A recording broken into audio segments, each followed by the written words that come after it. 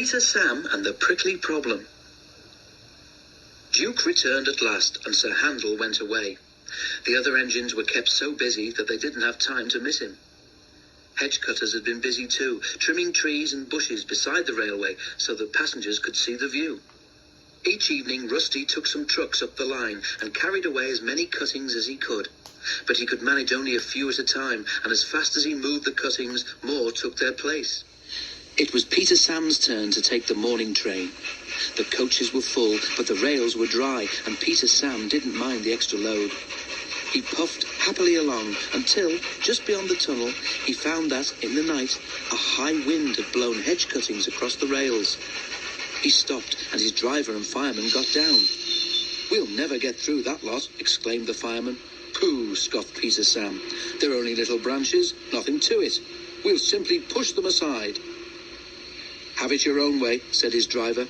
"If we stop to clear up properly, we shall be here for ages, and some of the passengers might miss their train at the bottom station."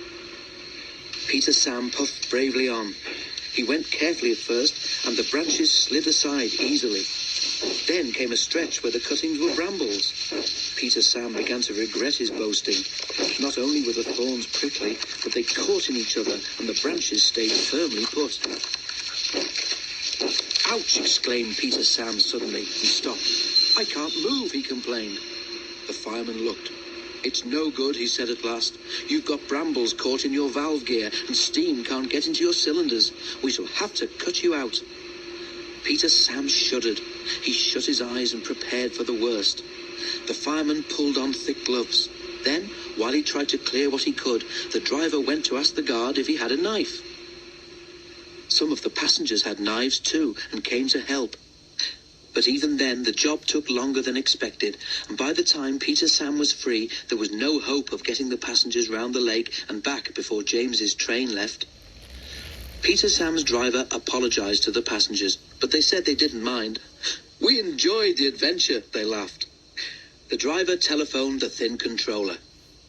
On the way home, they passed Rusty, pulling a long train of trucks. Rusty worked hard, and by afternoon the line was clear for trains to run normally. Peter Sam's front felt uncomfortable for several days. The others laughed and teased him. "Take a snowplow next time," they suggested, and they kept asking if he had a sharp knife in his cab. At last Skarloey told them to stop. "I really can't think what all the fuss is for," remarked Duncan innocently.